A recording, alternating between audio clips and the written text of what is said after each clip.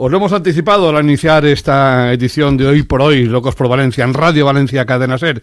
Tenemos con nosotros a Carme Artica, secretaria de Estado de Digitalización e Inteligencia Artificial, a la que ya saludamos. Carme, ¿qué tal? Bienvenida a Valencia, bienvenida a este programa. Pues muchísimas gracias, un placer estar con vosotros. Encantados de recibirte. Que, por cierto, esta mañana has estado en Valencia, en un colegio municipal, en el Colegio Fernando de los Ríos, hablando de qué de qué ponencia se presentaba allí, porque creo que era interesante, ¿no, Carme? Muy interesante. Este colegio ha ido a presentar una iniciativa que intenta fomentar las vocaciones tecnológicas en las niñas y también las vocaciones empresariales para ser emprendedoras digitales.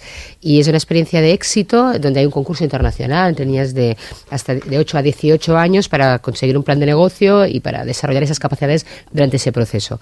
Y eso es muy importante porque estamos buscando realmente casos de éxito que podemos replicar en el resto del país sobre cómo fomentar las vocaciones tecnológicas en las niñas, algo que es fundamental y que nos preocupa porque ellas son claves también para diseñar un futuro en el que si no están representadas pues va a tener muchos más sesgos, ¿no? Y queremos que esto sea algo que podamos aprender de experiencias de éxito como esta. Vamos, que sigan tus pasos. Bueno, yo estudié ingeniería química, yo no estudié nada tecnológico en mi momento. Pero a partir de ahí, los pasos de éxitos en tecnología, bueno, han sido importantes, Carmen. Sí, realmente lo triste es ver que cuando yo estudié ingeniería, ciencias, en este caso ingeniería química, éramos solo un 16% de mujeres, pero que 25 años después este porcentaje no sube más del 20%. Por lo tanto, ahí hay algo que es estructural, algo que es sistémico, que debemos erradicar. Y quizá la lectura que yo hago al rato de hablar con muchos profesores, incluso catedráticos, es el que la división de ciencias y letras es artificial.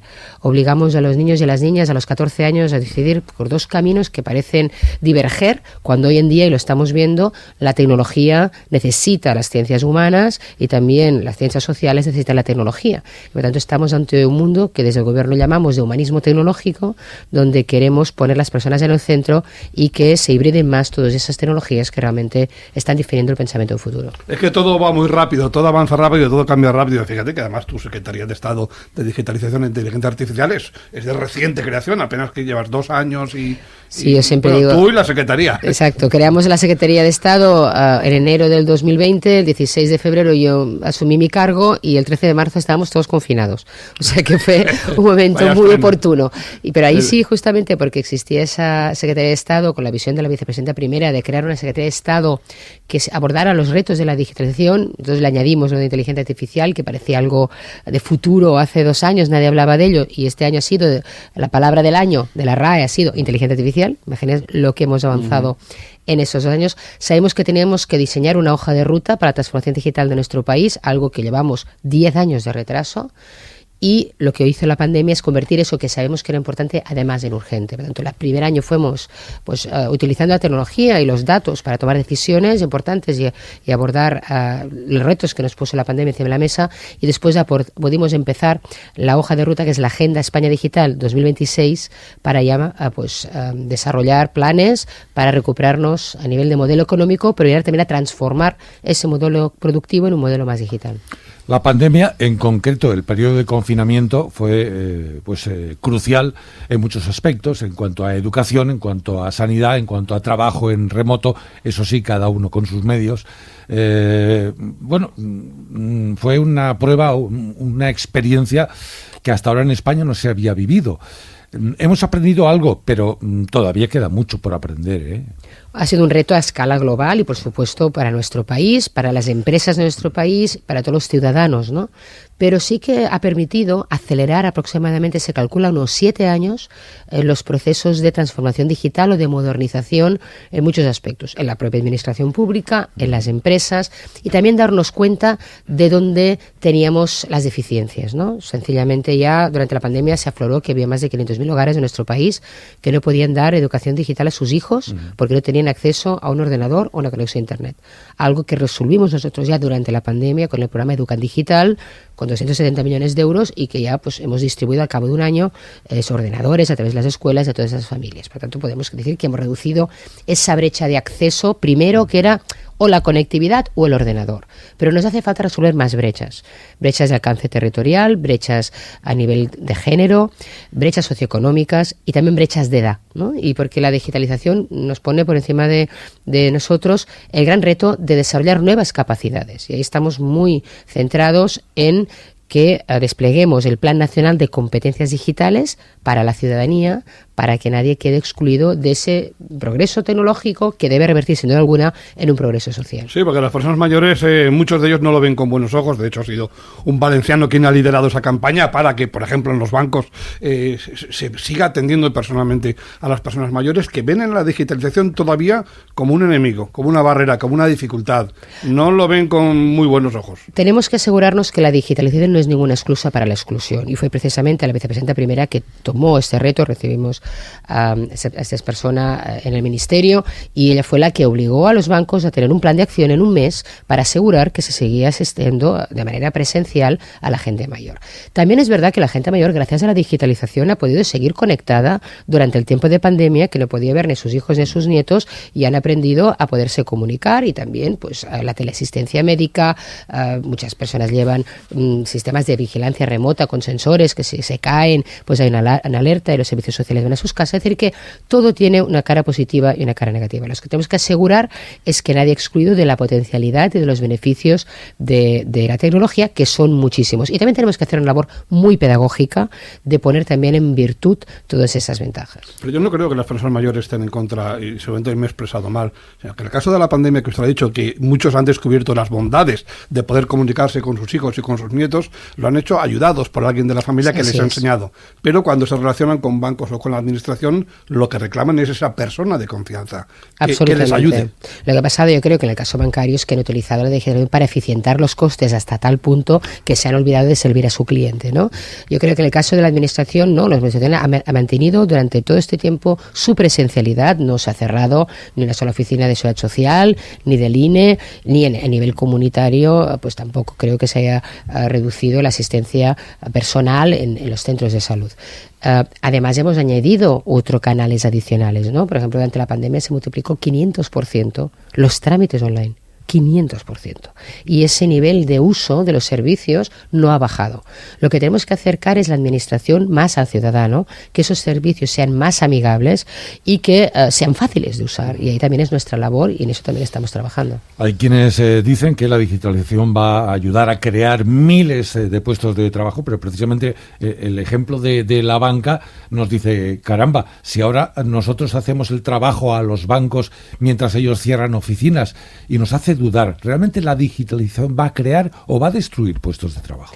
La digitalización, la transformación digital y tecnológica, que esto es una nueva revolución, estamos ante la cuarta revolución, venimos de una revolución industrial en un modelo económico, productivo y social que ya no funciona, que ya no es válido, y estamos ante un nuevo modelo que aún se está diseñando.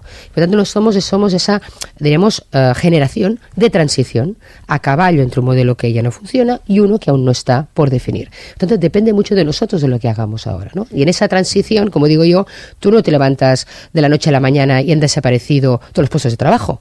Es una evolución, pero como toda revolución tecnológica, siempre crea más número de puestos de trabajo de los que destruye. Es una destrucción creativa. Hay cosas que se dejarán de hacer porque las hará una máquina, pero hay muchísimas más que requerirán más personas, pero otras habilidades. Y eso es lo que ya estamos viendo. Yo digo que la robotización justamente lo que permite es desrobotizar al ser humano, porque nos libera de esas tareas repetitivas en las que no aportamos valor, ¿no?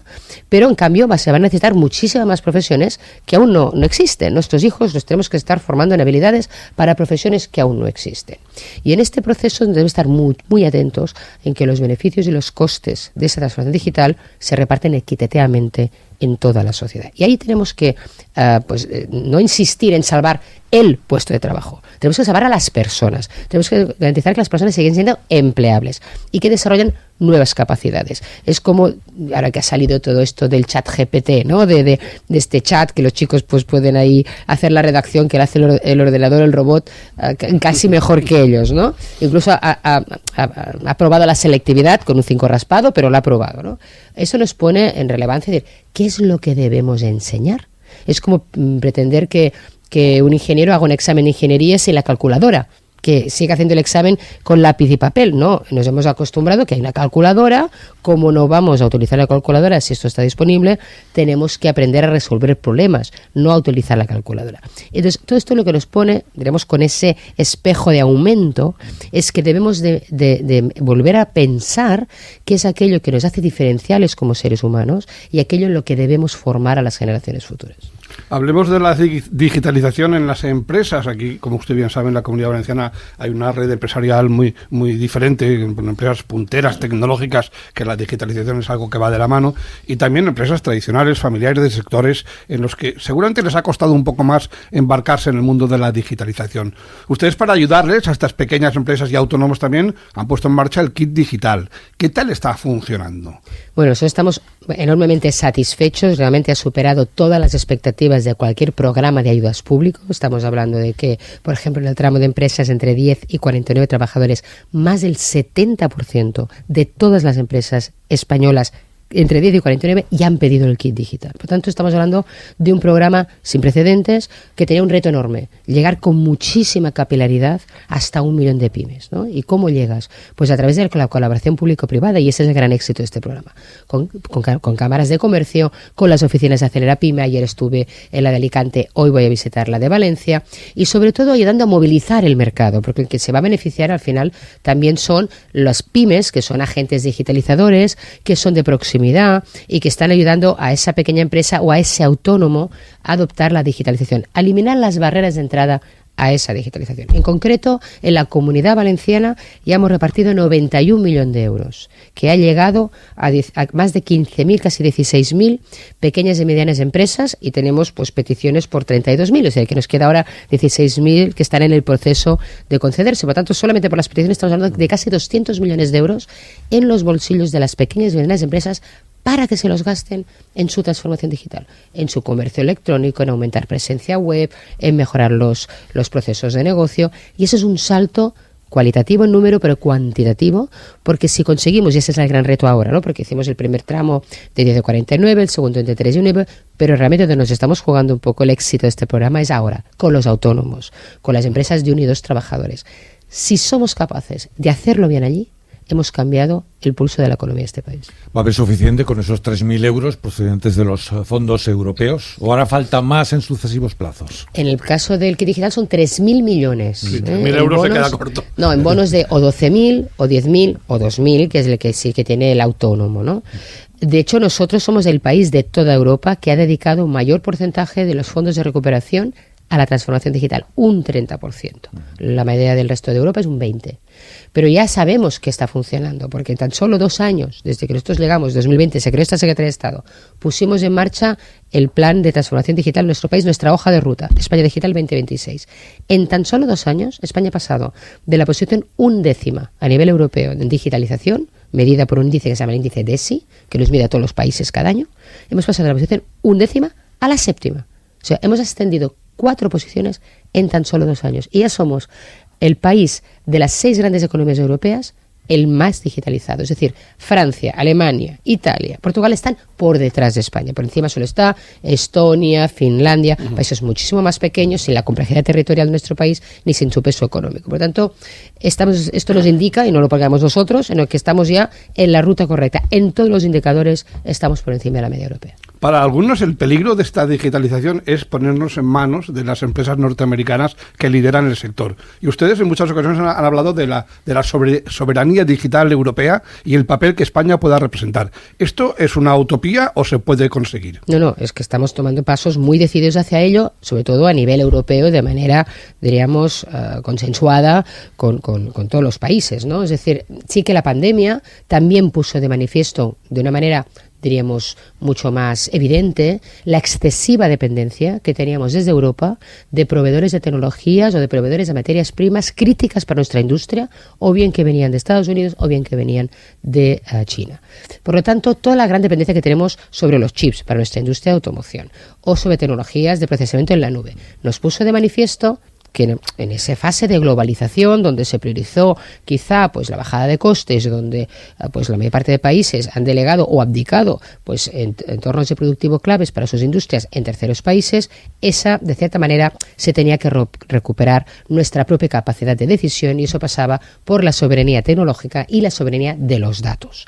A nivel tecnológico, tanto Estados Unidos como Asia, liderado por China, han invertido desde hace muchísimo más tiempo que Europa en desarrollar esos nuevos modelos de negocio, porque Europa estaba salvando su industria tradicional durante la crisis de 2008. Por tanto, tenemos como una década perdida donde se nos pasó el primer tren de transformación digital.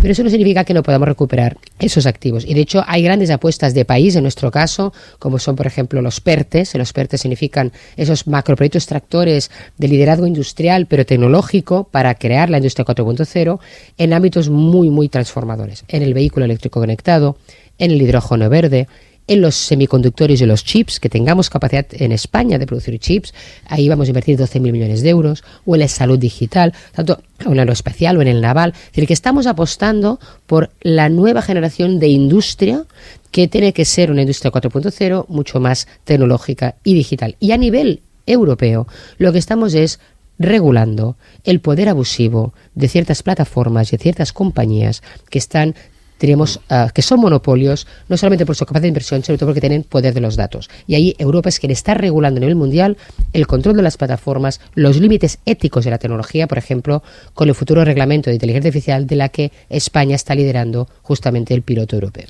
Carmen, se lo iba a preguntar más tarde, pero como estaba hablando ya de los PERTES, ¿va a ser usted la próxima ministra de Industria? Uy, a mí no me han dicho nada, estos son rumores. Bueno. Pero ¿acaso si se lo hubieran dicho... Tengo dicho, muchísimo trabajo con la Secretaría de Estado. Si se lo hubieran dicho, ¿me lo iba a confesar? Seguramente no, pero vale.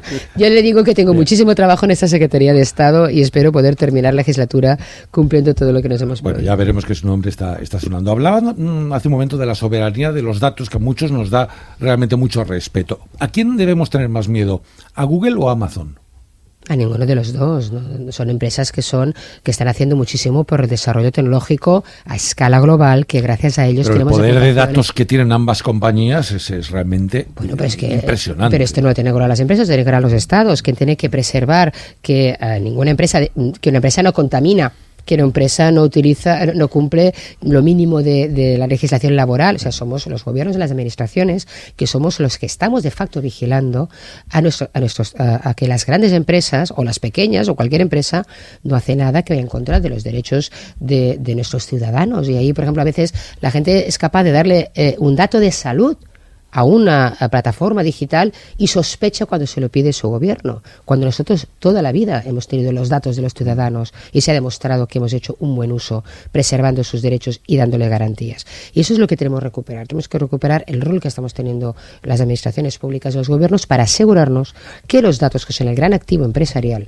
se utiliza con buenos fines y protegiendo los derechos de los ciudadanos. Y ahí España es el que ha liderado todo el debate de los derechos digitales, es decir, los derechos humanos y ciudadanos y de democracias maduras en el mundo digital. Por tanto, lo que estamos regulando es que nadie puede abusar de nuestros datos personales, que no se haga un uso ni primario ni secundario que yo no haya autorizado, pero que más allá de eso nos aseguramos que también las pequeñas empresas tienen posibilidades de desarrollarse en este mundo que parece dominado por las grandes plataformas. Y hay regulaciones, se llama la Ley de Servicios Digitales, la Ley de Mercados Digitales o el Reglamento de Inteligencia Artificial, que va a poner cortapisas a este abuso de poder real, porque son monopolios de ciertas empresas en el ámbito europeo. Algo de lo que no se está preocupando otras latitudes, y que todo el mundo mira con respeto y con admiración a Europa, porque somos los primeros que nos hemos decidido decir sí, pero hasta aquí, ¿no? Y yo creo que todo el mundo espera que nos salga bien, porque si nos sale bien en Europa, eso va a suponer un estándar también técnico, pero sobre todo un estándar moral de lo que estamos dispuestos a hacer o no a nivel de nuestros datos personales. En el mundo digital, el idioma universal es el inglés. Esto condena, ya no le digo al español, hablemos de otras lenguas, como en este caso el valenciano. Es algo que nosotros hemos tomado en conciencia, hemos puesto de relevancia, y por eso existe uno de estos PERTES, unos proyectos estratégicos que lideramos precisamente desde nuestro ministerio, que es el de la nueva economía de la lengua, donde nos hemos propuesto que la inteligencia artificial también se desarrolle en lengua española. Precisamente lo que estás diciendo, porque si no va a haber una colonización tecnológica y como consecuencia de esa colonización tecnológica va a haber una colonización cultural. Nosotros pensamos que el español y las lenguas cooficiales, de hecho ya hemos distribuido 7,5 millones de euros para el desarrollo de inteligencia artificial en valenciano, se tiene que desarrollar en el español y en sus lenguas cooficiales. Evidentemente, para no perder riqueza cultural, riqueza lingüística, pues que además la tecnología precisamente permite rescatar muchas lenguas que han sido poco utilizadas. Me estaban contando creo que una lengua casi desaparecida que se habla en Mongolia, pues se ha podido rescatar gracias a la inteligencia artificial. Por lo tanto, lo que tenemos que evitar es esa colonización de las grandes tecnológicas, que todo lo desarrollan en inglés, y al final nuestros hijos hablan con asistentes de voz que traducen, ¿no? Y eso es lo que queremos evitar, porque queremos mantener nuestra riqueza cultural, porque detrás de una lengua hay muchísimo más que una herramienta de comunicación, hay un mapa del mundo, hay un mapa mental y los principios y valores. También será muy importante el control ético de la inteligencia artificial. Así es, y por eso también dentro de este piloto regulatorio, España está liderando todo lo que va a ser asegurar que el desarrollo de la inteligencia artificial es ética, sin sesgos, que no discrimine. Y también en la Carta de Derechos Digitales, por ejemplo, hacemos un apartado específico sobre los derechos de la inteligencia artificial. Y España es el primer país que habla de transparencia algorítmica en una ley, que es la ley Rider, o de desconexión digital, o por ejemplo del derecho a no ser discriminado por un algoritmo. Estos realmente son todos estos retos éticos del próximo siglo. Para mí los tenemos que resolver ahora, porque si no estaremos a tiempo de revertir hacia atrás el daño potencial que eso puede crear en el futuro. Carmen Artigas, tiene usted un trabajo apasionante. Yo no sé si aceptaría ser ministra.